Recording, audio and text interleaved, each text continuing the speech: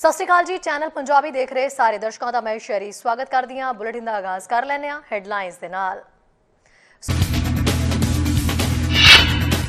Digital vaccine passport से क्यों हो रही है चर्चा। माहरा मुताबिक कैनेडियन के लिए डिजिटल वैक्सीन पासपोर्ट का विकल्प होगा मुश्किल। मंगलवार के दिन सरी थिएटरों के देखी खचाखच भीड़, सारे शो हुए सोल्ड आउट। सरहदी पाबंदियों की म्याद खत्म होने तो पहला फेडरल सरकार एयरपोर्टों की सुरक्षा की यकीनी बनाने कर रही है काम। एयरलाइन इंडस्ट्री के वालों सारे काम मुकम्मल करने का जताया भरोसा। खबर विस्तार के नाल की बॉर्डर खोलने के लिए जरूरी है डिजिटल वैक्सीन पासपोर्ट। जे डिजिटल वैक्सीन पासपोर्ट की नीति लागू होंदी है तो की कैनेडियन नूं इस नाल कोई नुकसान हो सकता है। कैनेडियन स्नोबर्ड एसोसीएशन का यह कहना है कि इसके बहुत सारे मैंबर बिना मोबाइल उपकरणों के यात्रा करते हैं। एडवोकेसी ग्रुप का यह तर्क है कि डिजिटल वैक्सीन पासपोर्ट मुश्किल होगा। फैडरल का कहना है कि वह सूबियां ते प्रदेशों के नाल मिल के इस संबंधी काम कर रहे हैं कि किस किस्म की यात्रा के लिए टीकाकरण प्रणाली सबूत नूं पुख्ता बनाया जाए। कुछ लोग डिजिटल टीके ते पासपोर्टां ते चेतावनी जारी कर रहे हैं। ये बहस करते हुए कि जे ये लागू कर दिते जांदे ने तां ओह कैनेडियनां दे एक वड्डे हिस्से नूं तहस नहस कर देंगे। आने वाले दिनों के विच कैनेडा संयुक्त राष्ट्र की सरहद की मुड़ खोलण बारे वेरवे दे नाल बहुत सारे लोग ये सुनने के लिए तत्पर नजर आ रहे हैं कि की उन्होंने यह साबित करना पवेगा कि उन्होंने कोविड-19 के विरुद्ध पूरी तरह टीका लगाया गया है अते जे है तां किवें। 21 जून नूं दोवें देशों के विचाले हुए समझौते की म्याद खत्म होने के नाल अंतर सरकारी मामलों के मंत्री डोमिनिक लैम्बलैक ने मंगलवार नूं कहा है कि फैडरल सरकार सूबियां ते प्रदेशों के नाल मिल के किसी किस्म का पासपोर्ट बनाने बारे गलबात कर रही है जिस दे विच टीकाकरण के सबूत ने अजिहा नोट करना संभावित तौर पर डिजिटल होगा।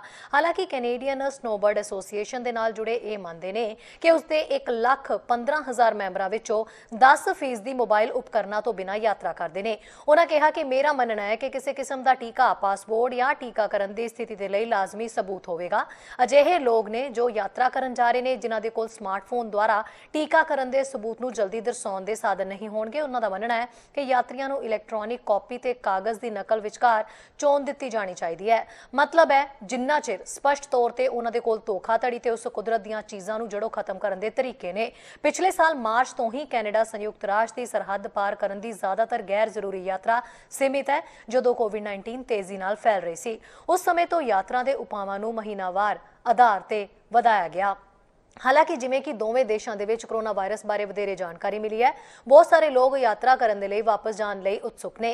लैम्बलैक ने मंगलवार को कहा है कि टीकाकरण के एक सुरक्षित भरोसेमंद शायद डिजिटल सबूत के नाल आउण की जरूरत वो चीज़ है जो अपने प्रांतां के सहयोग के नाल काम कर रहे हैं अते एक तब्दीली का उपाय हो सकता है। उदाहरण वजों जे जुलाई या फिर अगस्त विच देरी नाल सरहदी उपावां की एक पड़ाववार नीति की व्यवस्था की जा रही है। उन्होंने अगे कहा कि सेहत संबंधी जानकारी सूबाई अधिकार खेतर दे विच आउंदी है।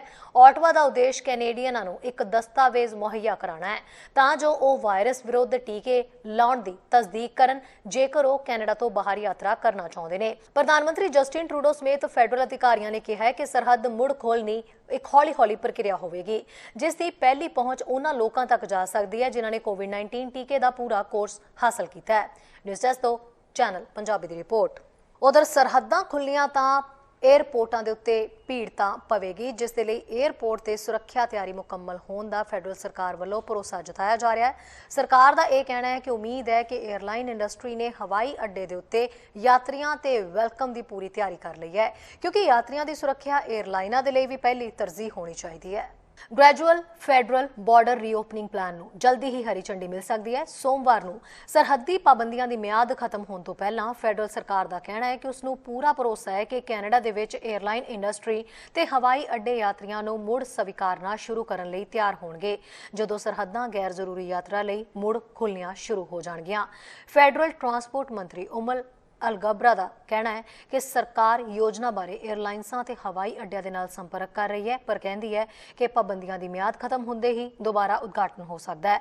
अलगबरा कहता है कि यकीनन सानू उन्हां नूं दोबारा खोलण दी तैयारी लई समा देण दी लोड़ है। असीं उन्हां दे नाल साडी साझेदारी दे नाल विश्वास महसूस करदे हां ते उन्हां दे समर्पित ते वचनबद्ध कर्मचारी यात्रा द्वारा खोलण ते साडे नाल काम करन लई तैयार होणगे। उन्हां योजना दी कोई ਅਧਿਕਾਰਤ ਤੌਰ ਦੇ ਉੱਤੇ ਜਾਣਕਾਰੀ ਨਹੀਂ ਦਿੱਤੀ, ਪਰ ਕਿਹਾ ਕਿ ਸਰਕਾਰ ਇਹ ਯਕੀਨੀ ਬਣਾਏਗੀ ਕਿ ਹਵਾਈ ਅੱਡਿਆਂ ਤੇ ਯਾਤਰੀਆਂ ਦੇ ਵਿੱਚ ਵਾਧੇ ਦੇ ਨਾਲ ਨਜਿੱਠਣ ਦੇ ਲਈ ਲੋੜੀਂਦੀ ਜਾਂਚ ਤੇ ਜਾਂਚ ਦੇ ਸਾਧਨ ਹੋਣੇ ਚਾਹੀਦੇ ਨੇ।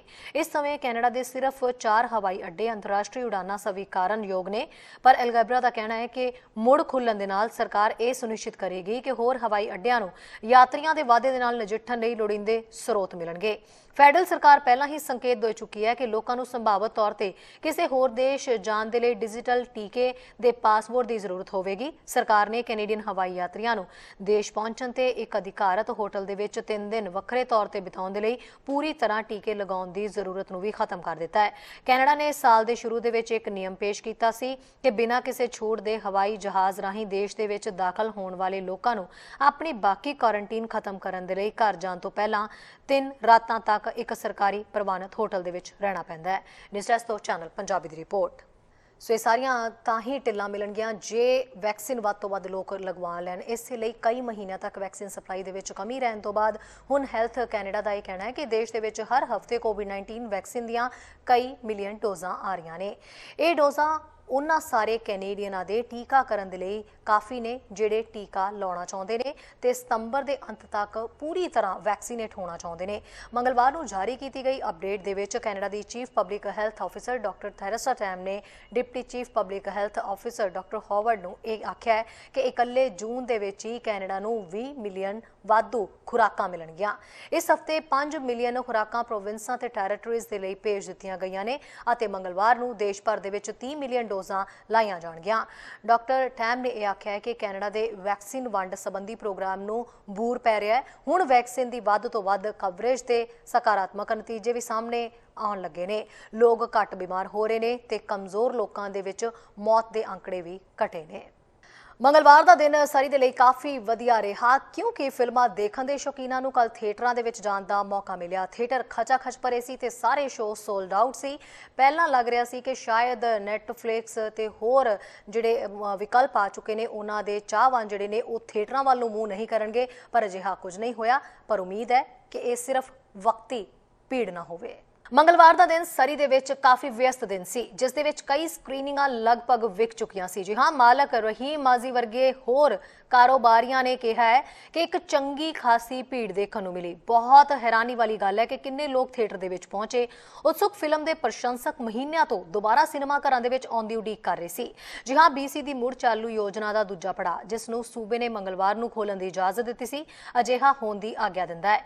ਥੀਏਟਰ ਮਾਲਕਾਂ ਨੇ ਕਿਹਾ ਹੈ ਕਿ ਸਾਡੇ ਬੰਦ ਹੋਣ ਦੇ ਲਗਭਗ 15 ਮਹੀਨੇ 'ਚ ਇਹ ਦੇਖ ਕੇ ਹੈਰਾਨੀ ਹੋਈ ਕਿ ਲੋਕਾਂ ਦਾ ਪ੍ਰਤੀਕਰਮ ਕਿਵੇਂ ਸੀ। ਇਸ ਦੇ ਵਿੱਚ ਕੁਝ ਅਨਿਸ਼ਚਿਤਤਾ ਸੀ ਕਿ ਲੋਕ ਬਾਹਰ ਆਉਣਗੇ ਜਾਂ ਫਿਰ ਨਹੀਂ। ਇਹ ਦੇਖਣਾ ਬਹੁਤ ਵਧੀਆ ਸੀ ਕਿ ਭਾਈਚਾਰੇ ਨੇ ਸਾਡੇ ਲਈ ਕੀ ਕੀਤਾ। ਉਹਨਾਂ ਦਾ ਕਹਿਣਾ ਹੈ ਕਿ ਸਟਾਫ ਸਮਾਜਿਕ ਦੂਰੀਆਂ ਦੀਆਂ ਜ਼ਰੂਰਤਾਂ ਦੀ ਪਾਲਣਾ ਕਰ ਰਿਹਾ ਹੈ ਤੇ ਆਪਣੇ ਅਤੇ ਗਾਹਕਾਂ ਦੇ ਵਿਚਕਾਰ ਘੱਟੋ-ਘੱਟ ਸੰਪਰਕ ਰੱਖ ਰਿਹਾ ਹੈ। ਉਧਰ ਹਾਲੀਵੁੱਡ ਸਿਨੇਮਾ ਸ਼ਨੀਵਾਰ ਦੇ ਅਖੀਰ ਦੇ ਵਿੱਚ ਹੋਰ ਵੀ ਕਾਹਲੀ ਲਈ ਤਿਆਰ ਨੇ। ਨੋਟ ਕਰਦੇ ਹਾਂ ਕਿ ਬਹੁਤ ਸਾਰੇ ਲੋਕਾਂ ਨੇ ਪਹਿਲਾਂ ਹੀ ਆਪਣੀਆਂ ਟਿਕਟਾਂ ਦੀ ਪ੍ਰੀ ਬੁਕਿੰਗ ਕਰਵਾ ਲਈ ਹੈ। ਥੀਏਟਰ ਮਾਲਕ ਹਾਲਾਂਕਿ ਹਾਲੀਵੁੱਡ ਸਿਨੇਮਾ ਨੂੰ ਮਿਲੇ ਸਮਰਥਨ ਦੀ ਪ੍ਰਸ਼ੰਸਾ ਕਰਦੇ ਨੇ ਤਾਂ ਨੋਟ ਕਰਦੇ ਨੇ ਕਿ ਸ਼ਾਇਦ ਸਾਰੇ ਇੰਡੀਪੈਂਡੈਂਟ ਥੀਏਟਰਾਂ ਨੂੰ BC ਦੇ ਵਿੱਚ ਚੱਲਦਾ ਰੱਖਣ ਲਈ ਇਹ ਕਾਫੀ ਨਹੀਂ ਹੋਵੇਗਾ। ਉਹਨਾਂ ਕਿਹਾ ਕਿ ਰਿਕਵਰੀ ਦੇ ਲਈ ਇੱਕ ਲੰਬੀ ਕਤਾਰ ਹੈ। ਪਾਬੰਦੀਆਂ ਦੀਆਂ ਸਹੂਲਤਾਂ ਬਾਰੇ ਗੱਲ ਕਰਨ ਦੀ ਅਜੇ ਵੀ ਪਾਲਣਾ ਕਰਨ ਦੀ ਲੋੜ ਹੈ। ਇਹ ਅਜੇ ਵੀ ਲਾਭਕਾਰੀ ਨਹੀਂ ਹੈ, ਖਾਸ ਕਰਕੇ ਫਿਲਮਾਂ ਤੇ ਥੀਏਟਰਾਂ ਦੇ ਲਈ। ਜੇ ਇਹ ਹੋਰ ਮਹੀਨਿਆਂ ਤੱਕ ਇਸ ਤਰ੍ਹਾਂ ਜਾਰੀ ਰਿਹਾ ਤਾਂ ਮੈਂ ਨਹੀਂ ਸੋਚਦਾ ਕਿ ਬਹੁਤ ਸਾਰੇ ਸੁਤੰਤਰ ਫਿਲਮਾਂ ਦੇ ਥੀਏਟਰ ਬਚ ਜਾਣਗੇ। ਦੱਸਦੇ ਕਿ BC ਦੀ ਰੀਸਟਾਰਟ ਯੋਜਨਾ ਦੇ ਦੂਜੇ ਪੜਾਅ ਦੇ ਹਿੱਸੇ ਵਜੋਂ ਇੰਡੋਰ ਸੰਗਠਿਤ ਇਕੱਠਾਂ ਜਿਵੇਂ ਕਿ ਦਾਵਤ ਹਾਲਾਂ ਅਤੇ ਫਿਲਮਾਂ ਦੇ ਥੀਏਟਰਾਂ ਦੇ ਵਿੱਚ 50 ਤੱਕ ਲੋਕਾਂ ਦੀ ਆਗਿਆ ਹੈ। ਇੰਡੋਰ ਤੇ ਆਊਟਡੋਰ ਆਯੋਜਿਤ ਇਕੱਠਾਂ ਦੇ ਲਈ ਵਧੇਰੇ ਸਮਰੱਥਾ ਸੁਰੱਖਿਆ ਪ੍ਰੋਟੋਕੋਲ ਦੇ ਨਾਲ ਯੋਜਨਾ ਦੇ ਤੀਜੇ ਪੜਾਅ ਦੇ ਵਿੱਚ ਸ਼ਾਮਿਲ ਕੀਤੀ ਗਈ ਹੈ ਜੋ ਕਿ 1 ਜੁਲਾਈ ਤੋਂ ਜਲਦੀ ਹੀ ਹੋ ਸਕਦੀ ਹੈ। ਸੂਬਾ ਸਤੰਬਰ ਦੀ ਸ਼ੁਰੂਆਤ ਨੂੰ ਜਲਦੀ ਤੋਂ ਜਲਦੀ ਨੇੜਿਓਂ ਆਮ ਦੀ ਵਾਪਸੀ ਦੇ ਲਈ ਕੋਸ਼ਿਸ਼ਾਂ ਕਰ ਰਿਹਾ ਹੈ। ਨਿਊਜ਼ ਡੈਸਕ ਤੋਂ ਚੈਨਲ ਪੰਜਾਬੀ ਦੀ ਰਿਪੋਰਟ। ਪਿਕਸ ਚੈਰੀਟੇਬਲ ਫਾਊਂਡੇਸ਼ਨ ਨੂੰ 50,000 ਦਾ ਚੈੱਕ ਦਿੱਤਾ ਗਿਆ ਹੈ। ਖਾਲਸਾ ਕ੍ਰੈਡਿਟ ਯੂਨੀਅਨ ਦੇ ਵੱਲੋਂ ਇਹ ਡੋਨੇਸ਼ਨ ਦਿੱਤੀ ਗਈ ਹੈ ਉਸ ਪ੍ਰੋਜੈਕਟ ਦੇ ਲਈ ਜਿਹੜਾ ਪਿਕਸ ਦੇ ਵੱਲੋਂ ਗੁਰੂ ਨਾਨਕ ਦੇਵ ਡਾਇਵਰਸਿਟੀ ਵਿਲੇਜ ਜਿਹੜਾ ਕਿ 4 ਸਾਲਾਂ ਦੇ ਵਿੱਚ ਪੂਰਾ ਹੋਣਾ ਹੈ। ਇਸ ਪ੍ਰੋਜੈਕਟ ਦੇ ਵਿੱਚ ਕਮਿਊਨਿਟੀ ਨੂੰ ਅੱਗੇ ਆਉਣ ਦੇ ਲਈ ਕਿਹਾ ਜਾ ਰਿਹਾ ਹੈ ਤਾਂ ਜੋ ਵੱਧ ਚੜ੍ਹ ਕੇ ਇਸ ਪ੍ਰੋਜੈਕਟ ਦੇ ਲਈ ਯੋਗਦਾਨ ਪਾਇਆ ਜਾ ਸਕੇ। ਇਸ ਮੌਕੇ ਇਸ ਪ੍ਰੋਜੈਕਟ ਦੇ ਨਾਲ ਜੁੜੇ ਨੁਮਾਇੰਦਿਆਂ ਨੇ ਬਹੁਤ ਹੀ ਸ਼ਲਾਘਾ ਕੀਤੀ ਤੇ ਖਾਲਸਾ ਕ੍ਰੈਡਿਟ ਯੂਨੀਅਨ ਦੇ ਵੱਲੋਂ ਕੀਤੇ ਜਾ ਰਹੇ ਇਸ ਉਪਰਾਲੇ ਨੂੰ ਅੱਗੇ ਤੋਰਨ ਦੀ ਗੱਲ ਵੀ ਆਖੀ।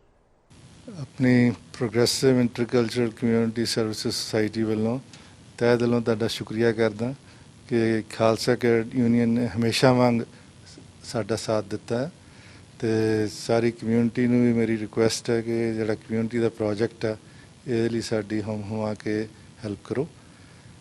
ਸਾਡਾ ਟਾਰਗੇਟ ਬਹੁਤ ਵੱਡਾ ਹੈ, 5 ਮਿਲੀਅਨ ਇਕੱਠਾ ਕਰਨਾ ਅਸੀਂ, ਜਿਹਦੇ ਵਿੱਚੋਂ ਮੈਂ ਬਹੁਤ ਖੁਸ਼ ਹਾਂ ਕਿ ਅਸੀਂ ਆਲਰੇਡੀ 1 ਮਿਲੀਅਨ ਆਪਣਾ ਟਾਰਗੇਟ ਅਚੀਵ ਕਰ ਲਿਆ।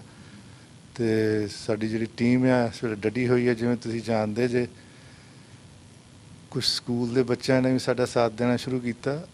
ਆਪਣੇ ਤੌਰ ਤੇ ਉਹਨਾਂ ਨੇ ਆ ਕੇ ਕਿਹਾ ਵੀ ਅਸੀਂ ਤੁਹਾਡੇ ਲਈ ਫੰਡ ਰੇਜ਼ਿੰਗ ਕਰਨੀ ਹੈ। ਤੇ ਨਿੱਕੇ ਨਿੱਕੇ ਜਦੋਂ ਬੱਚੇ ਤੁਹਾਡਾ ਸਾਥ ਦੇਣ ਲੱਗ ਪੈਣ ਤਾਂ ਸਮਝੋ ਕਾਮਯਾਬੀ ਤੁਹਾਡੇ ਤੱਕ ਪਹੁੰਚ ਗਈ। ਉਹਨਾਂ ਨੂੰ ਵੇਖ ਕੇ ਫਾਇਰ ਫਾਈਟਰਸ ਰਲ ਕੇ, ਉਹਨਾਂ ਨੂੰ ਵੇਖ ਕੇ ਹੁਣ ਖਾਲਸਾ ਕ੍ਰੈਡਿਟ ਯੂਨੀਅਨ ਵਾਲੇ ਆ ਗਏ।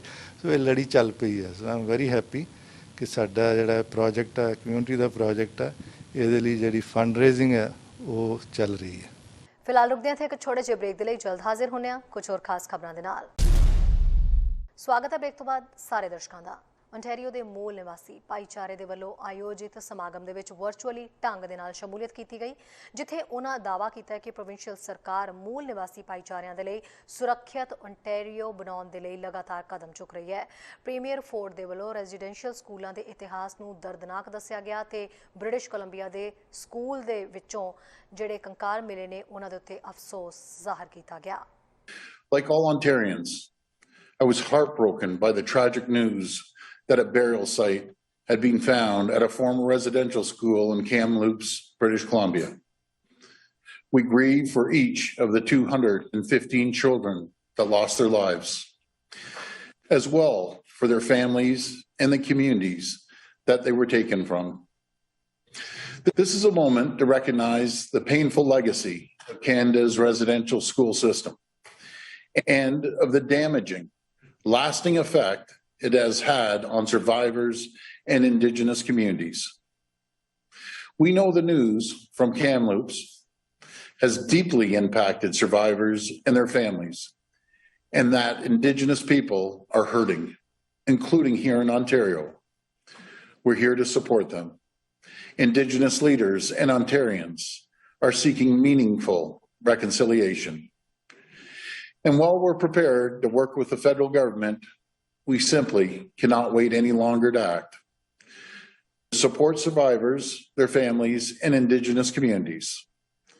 That is why Ontario is committing $10 million over the next 3 years to identify, investigate, protect, and commemorate residential school burial sites and cemeteries. Our government will work in collaboration with Indigenous leaders to ensure the process is Indigenous-led and respects the wishes of residential school survivors and their families and the affected communities. And we will see this work through right to completion. We will also ensure appropriate mental health supports are available. There is painful but necessary work ahead, and we must confront what happened for reconciliation to be achieved.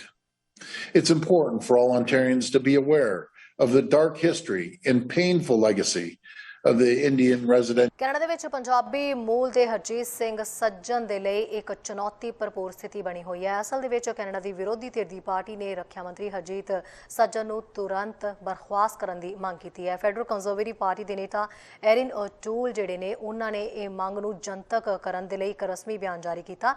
ਦੂਜੇ ਮੁੱਦਿਆਂ ਤੋਂ ਇਲਾਵਾ ਉਹਨਾਂ ਨੇ ਇਹ ਵੀ ਦੋਸ਼ ਲਗਾਇਆ ਕਿ ਸੱਜਣ ਨੇ ਜਿਨਸੀ ਸ਼ੋਸ਼ਣ ਦੇ ਦੋਸ਼ਾਂ ਨੂੰ ਛੁਪਾਇਆ ਹੈ। Speaking of records speaking for themselves, Mr. Speaker, falsifying your service record, throwing Admiral Mark Norman under the bus, covering up sexual misconduct. That's not the record of a minister who can be trusted to implement the necessary changes at national defense.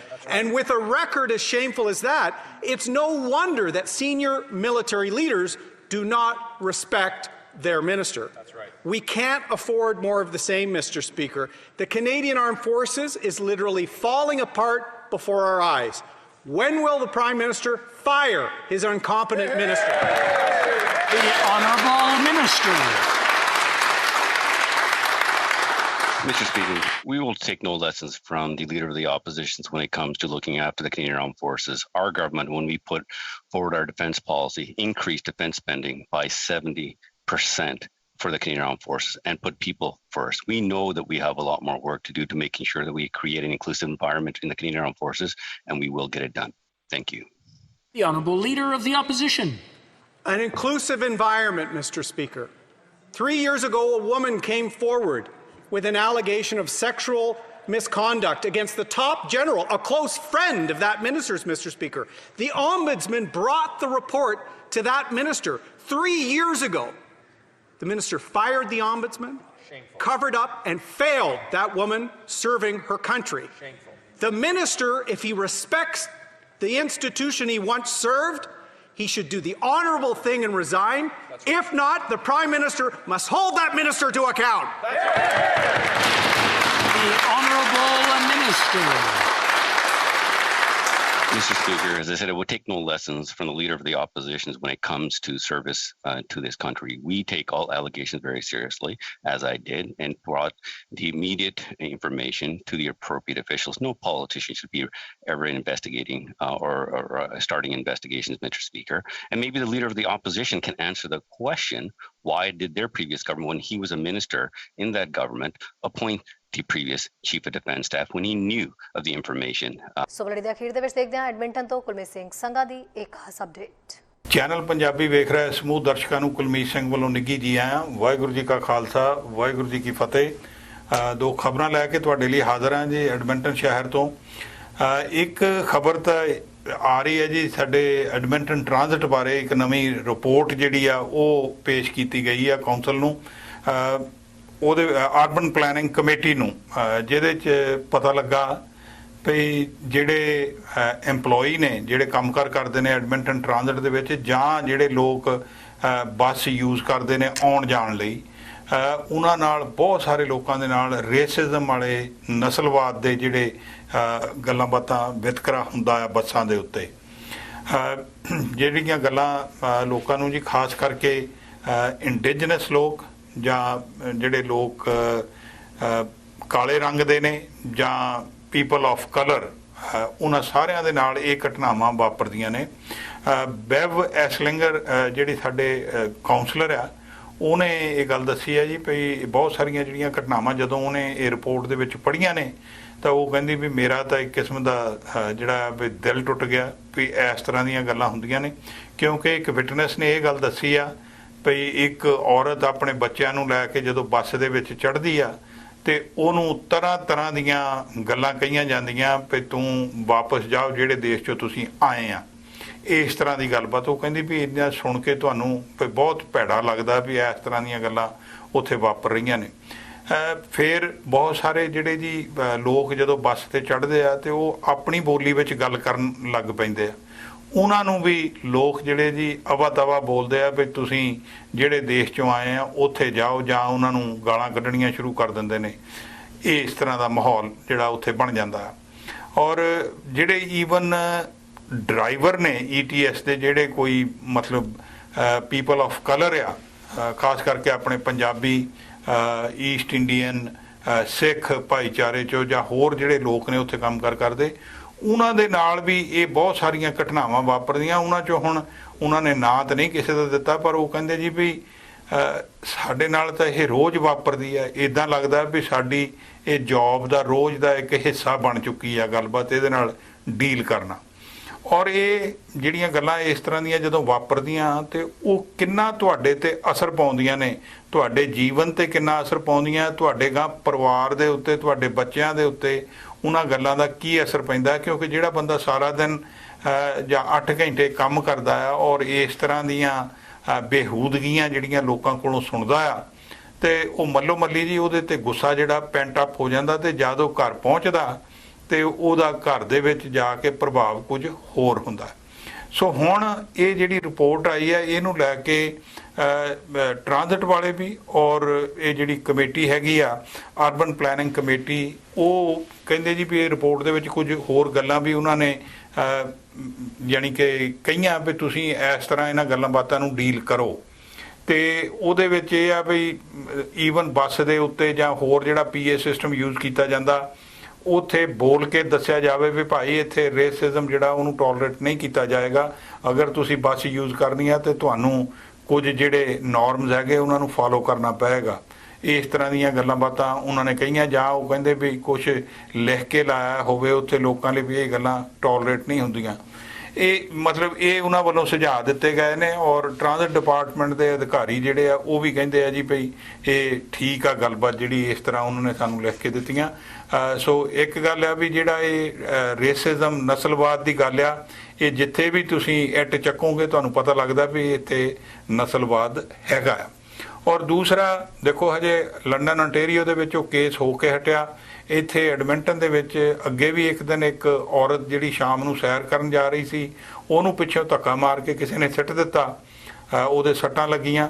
ਔਰ ਹੁਣ ਕੀ ਹੋਇਆ ਵੀ ਇੱਕ mosque ਆ, Ahmadiyya mosque ਆ north side ਦੇ ਵਿੱਚ, ਬੇਤੁਲ ਹਾਦੀ mask, ਉੱਥੇ ਜਿਹੜਾ ਜੀ ਸਵਾਸਤਕਾ ਛਾਪ ਗਏ ਨੇ ਔਰ ਪੁਲਿਸ ਹੁਣ ਉੱਥੇ ਇਨਵੈਸਟੀਗੇਸ਼ਨ ਕਰ ਰਹੀ ਆ ਵੀ ਕੀ ਇਹ ਕਹਾਣੀ ਕਿਸ ਤਰ੍ਹਾਂ ਹੋਈ ਆ। ਉਹ ਕਹਿੰਦੇ ਵੀ ਅਪ੍ਰੈਲ ਦੇ ਵਿੱਚ ਵੀ ਉੱਥੇ ਕਿਸੇ ਨੇ ਕੋਈ ਗੱਲਬਾਤ ਇਸ ਤਰ੍ਹਾਂ ਦੀ ਕੀਤੀ ਸੀ।